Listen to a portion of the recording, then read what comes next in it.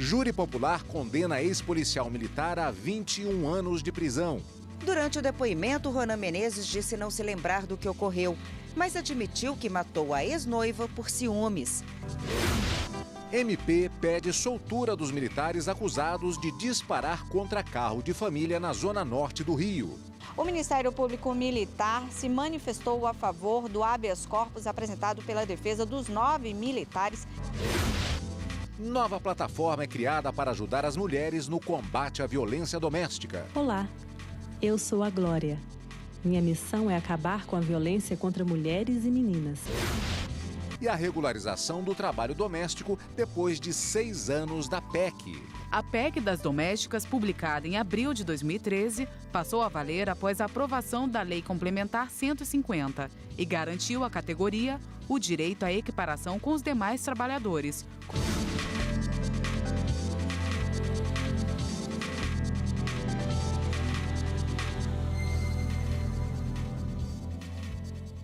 Olá, boa tarde. Boa tarde.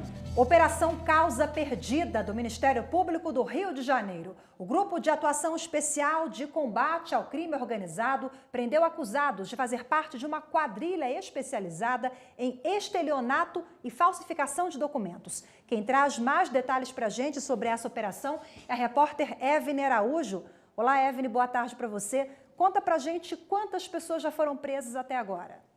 Oi, Rafaela, boa tarde. Bom, 4 advogados foram presos. De acordo com o Ministério Público do Estado do Rio, o grupo usava documentos e notas fiscais falsas para processar empresas. Os investigados alegavam descumprimento de contrato e, com isso, ajuizaram mais de 500 ações com pedidos de danos morais e materiais. Além dos mandados de prisão, a polícia também cumpriu 8 mandados de busca e apreensão na casa de todas essas pessoas. Voltamos ao estúdio. Obrigado, Evne. O ex-policial militar Ronan Menezes do Rego foi condenado a 21 anos de prisão pelo assassinato de Jéssica Lainara da Silva Souza. O crime foi no ano passado, no Distrito Federal. Jéssica era ex-noiva de Ronan. Durante o depoimento, Ronan Menezes disse não se lembrar do que ocorreu, mas admitiu que matou a ex-noiva por ciúmes. Na sentença, o juiz destacou que Jéssica foi morta por razões da condição do sexo feminino e disse ainda que o crime contra a estudante foi por motivo torpe e emprego de recurso que dificultou a defesa. Jéssica foi assassinada no dia 4 de maio de 2018. Ronan disparou 3 vezes contra a vítima, que morreu na hora. E o Ministério Público Militar pediu a soltura dos militares acusados por disparar 80 tiros contra o carro de uma família em Guadalupe, zona norte do Rio de Janeiro, o que resultou em 2 mortes. O crime ocorreu no último dia 7 de abril.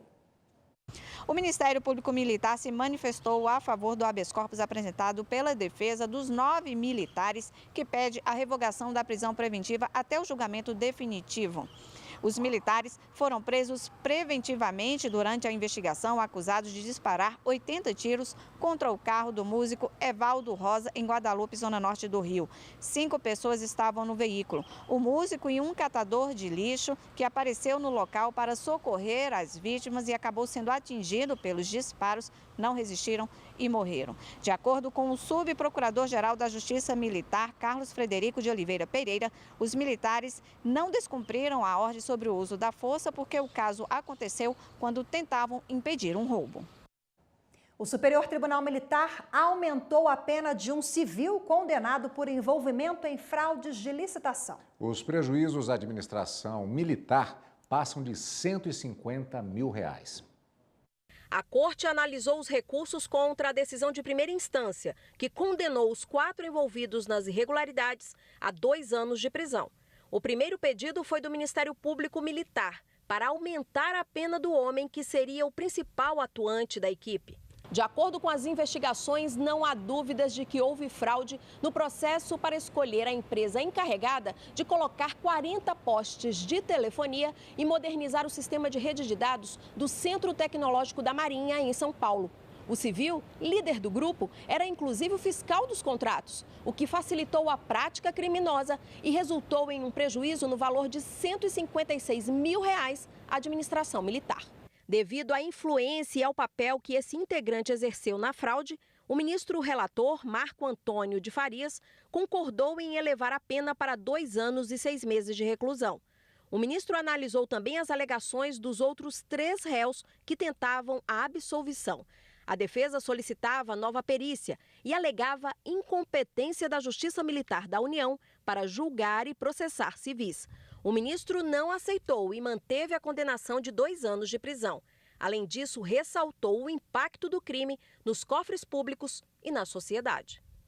Assim, diante das provas carreadas aos autos, torna-se inconteste a imputação dirigida aos réus. Portanto, diante da ausência de argumentos contundentes, descabe absolvê-los, afastando-se a incidência de quaisquer hipóteses enumeradas no artigo 439 do CPPM. O crime perpetrado pelos réus enfraquece os poucos recursos disponíveis pelo Estado para investir na evolução de seus órgãos.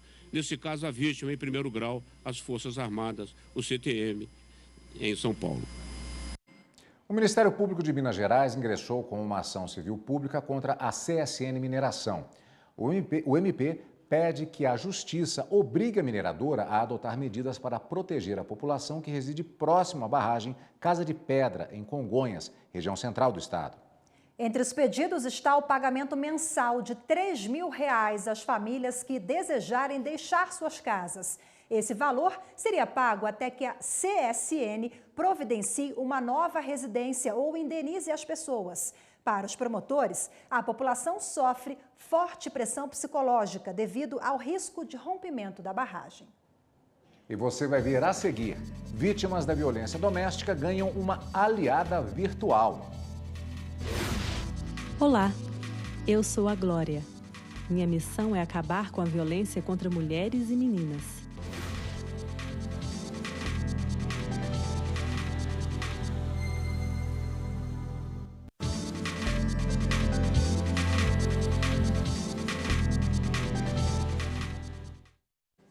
O Partido da República e o Partido Renovador Trabalhista tiveram suas contas reprovadas pelo Tribunal Superior Eleitoral. A prestação do Partido da República foi reprovada. O plenário seguiu o entendimento do relator, ministro Jorge Mussi, que encontrou problemas em documentos apresentados pela legenda.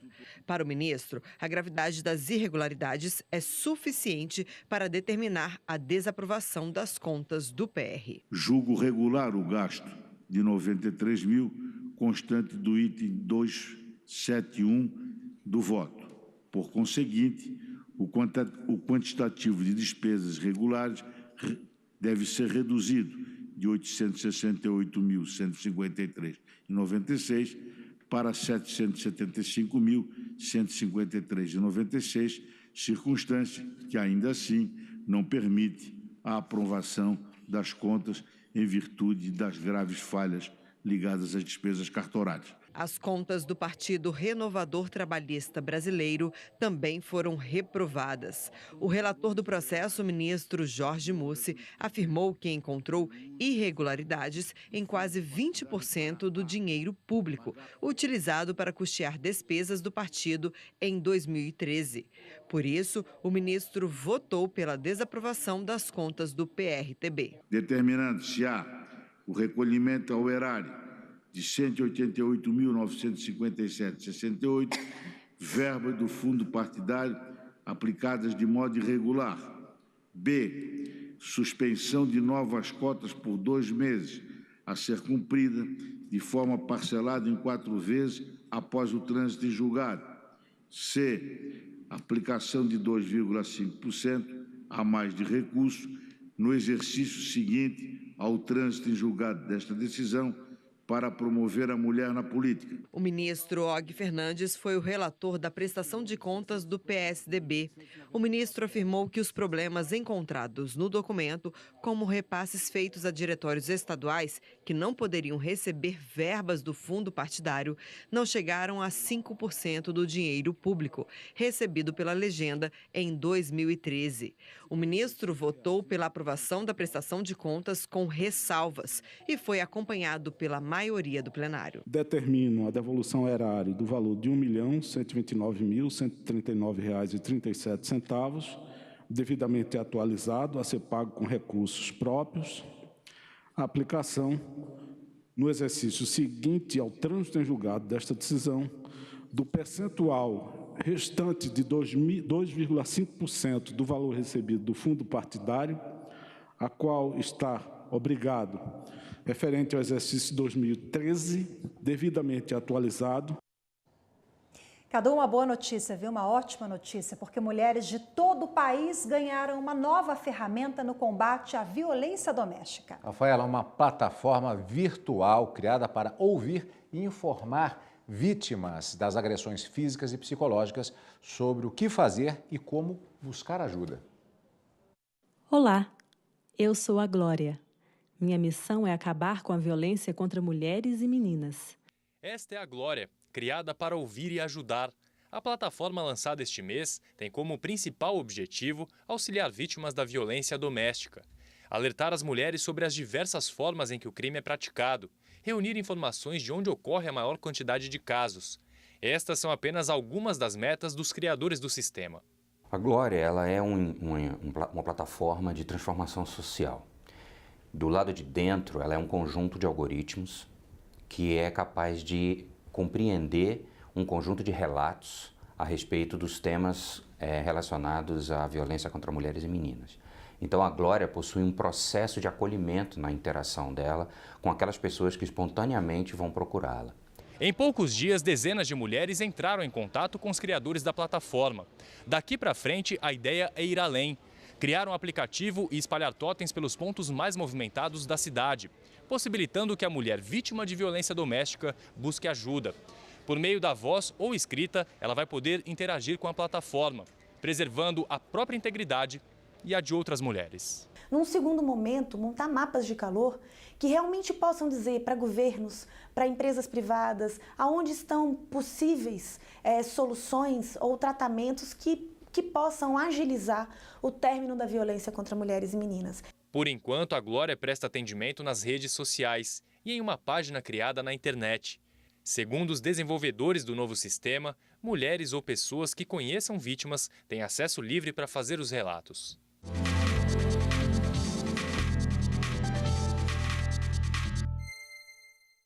A gente continua conversando sobre este assunto agora aqui nos estúdios da TV Justiça com a advogada criminalista, quase que não sai, Marília Brambila.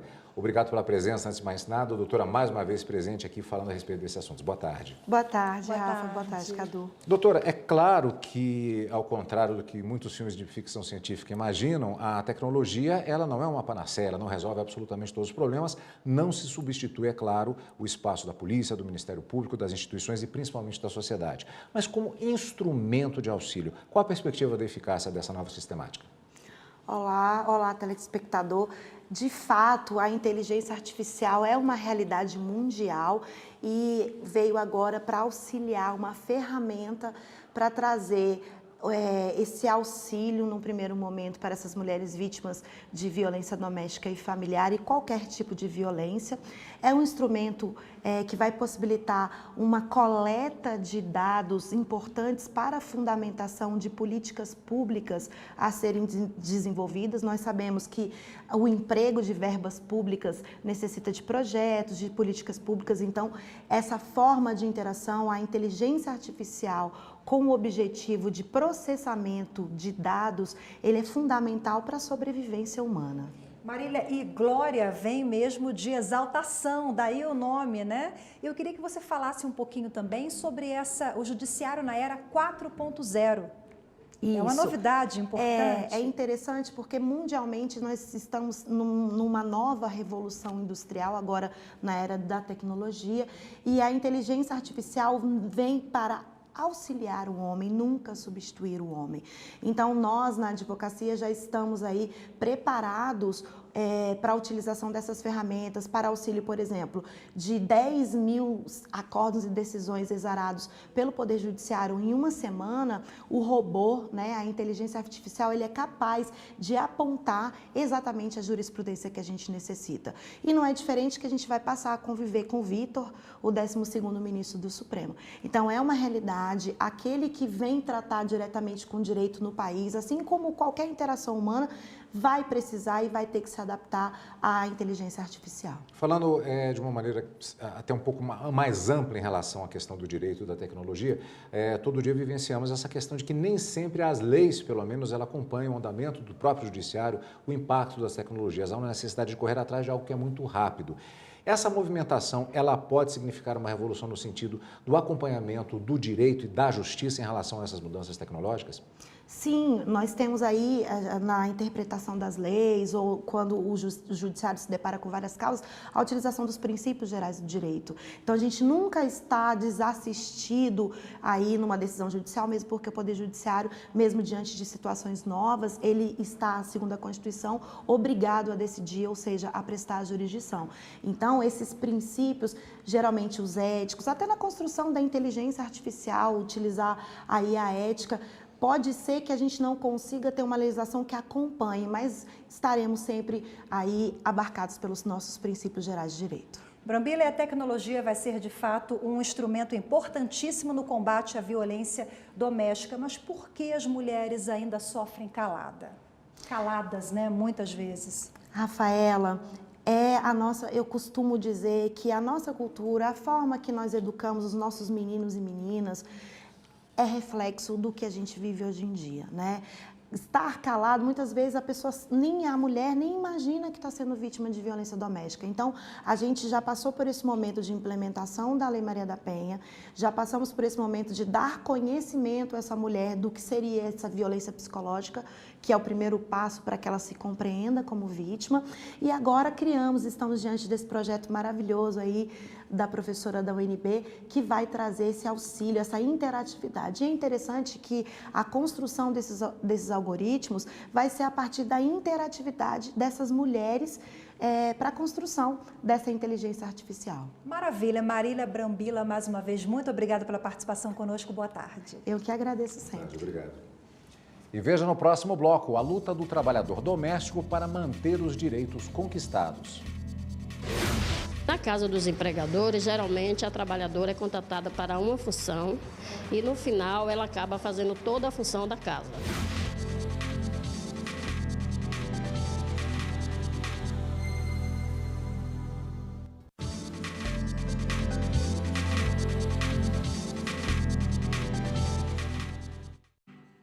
O Superior Tribunal de Justiça decidiu que comprador de imóvel que não registrou a negociação em cartório pode ajuizar ação de imissão na posse. Entenda como isso funciona na reportagem de Jesus Mosquera. No caso analisado pela terceira turma do STJ, o comprador do imóvel tinha em mãos apenas um contrato de promessa de compra e venda firmado com o vendedor. O Tribunal de Justiça de São Paulo havia entendido que o documento era insuficiente para fundamentar a tentativa de posse na via judicial escolhida pelo comprador. Esta via é a chamada ação de imissão na posse. Ela se aplica quando a entrada no imóvel é desejada por alguém que nunca exerceu efetivamente a posse, como explica esta advogada especialista em direito imobiliário. É uma ação em que o proprietário discute seu direito à posse do imóvel. O proprietário que não tem ainda a posse do imóvel, que não exerceu ainda a posse do imóvel, ele ingressa em juízo querendo que seja ele atribuída a posse do imóvel do qual ele é proprietário. Para quem tem documentos registrados em cartório comprovando a compra do bem, normalmente não há obstáculos para ajuizar uma ação de imissão na posse, que é prevista no Código de Processo Civil. Mas no caso que chegou ao STJ, o comprador tinha somente um contrato de promessa de compra e venda, sem fé pública, e não formalizou a transferência da propriedade. De acordo com os autos, ele chegou a pagar todas as prestações prometidas ao vendedor e até o IPTU. Mas para o TJ de São Paulo, como não houve registro em cartório da transferência da propriedade, seria impossível tentar na justiça a retirada dos atuais ocupantes do imóvel, que se recusam a sair. Eles são os réus na ação que chegou ao STJ. O relator na terceira turma, ministro Paulo de Tarso Sanseverino, destacou que, se não for pela ação de imissão na posse, o comprador não terá outra via judicial para exercer o direito à propriedade. Por isso, o Tribunal de Justiça de São Paulo vai conduzir a ação de imissão, garantindo ao comprador a chance de comprovar a legitimidade da propriedade do bem.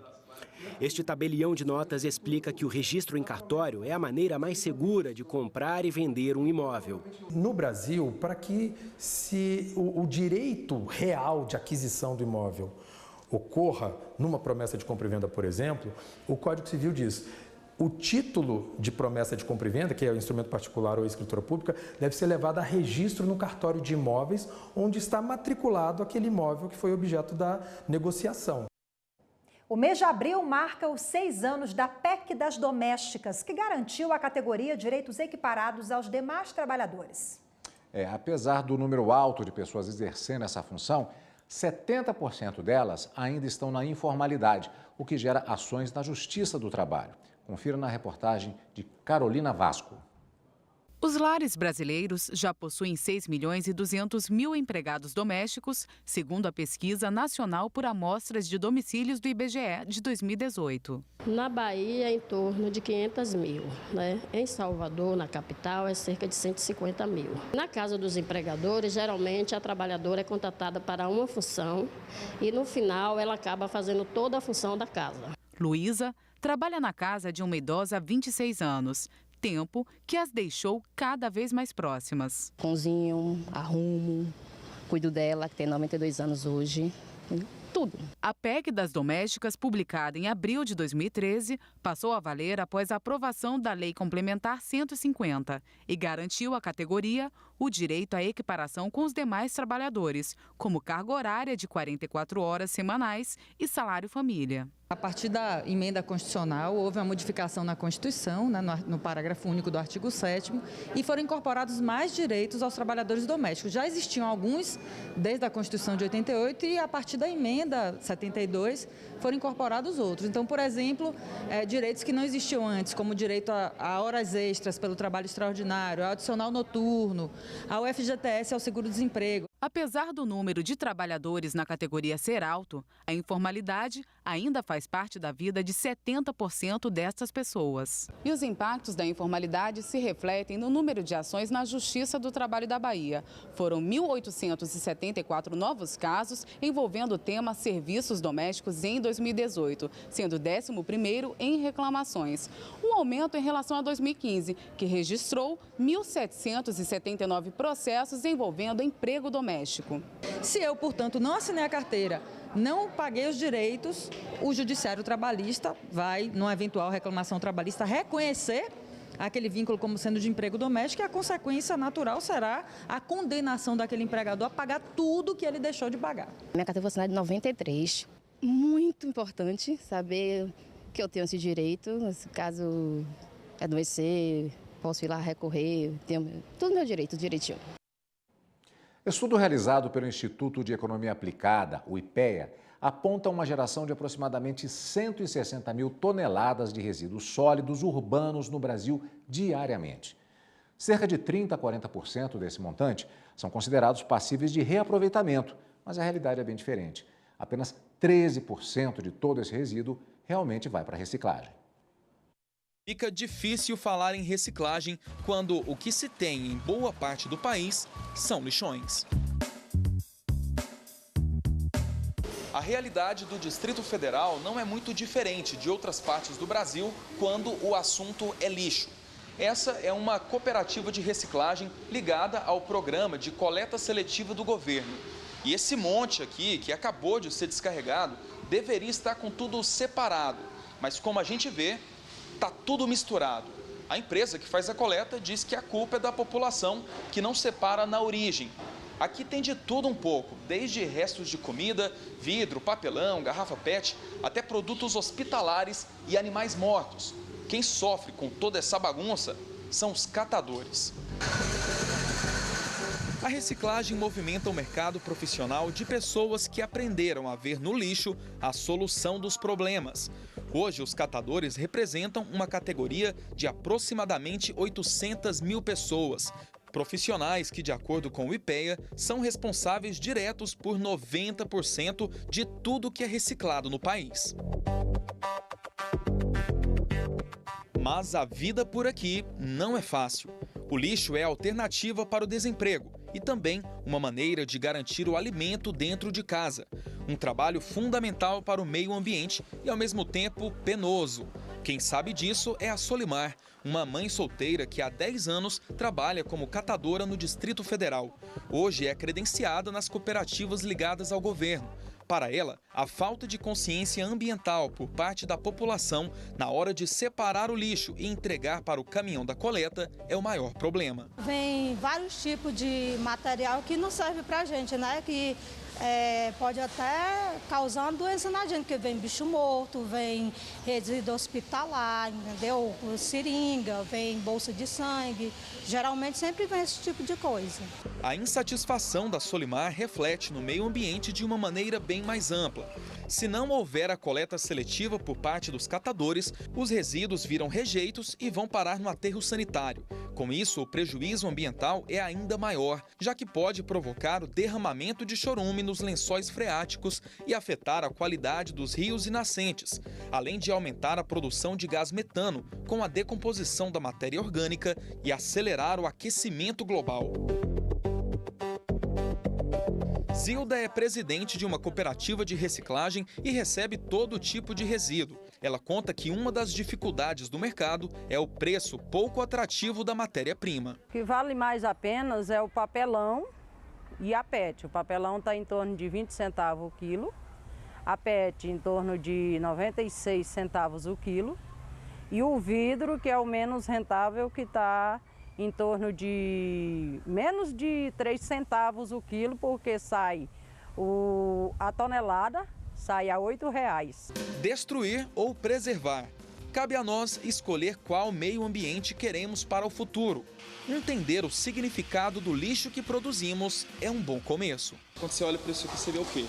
Eu vejo a comida na mesa para os meus filhos. Isso aqui, para eles não serve, mas para nós, cada tampinha, a gente sabe qual é o valor. E esta edição do Jornal da Justiça fica por aqui. Muito obrigada pela sua companhia. Amanhã é feriado. Vocês terão a companhia do Galton Sé, que retorna à emissora amanhã. Cadu, muito obrigada pela sua parceria ao longo aqui de todos esses meses ao meu lado na apresentação do Jornal da Justiça, primeira edição. Muito obrigada, é uma parceria sempre muito produtiva, belíssima.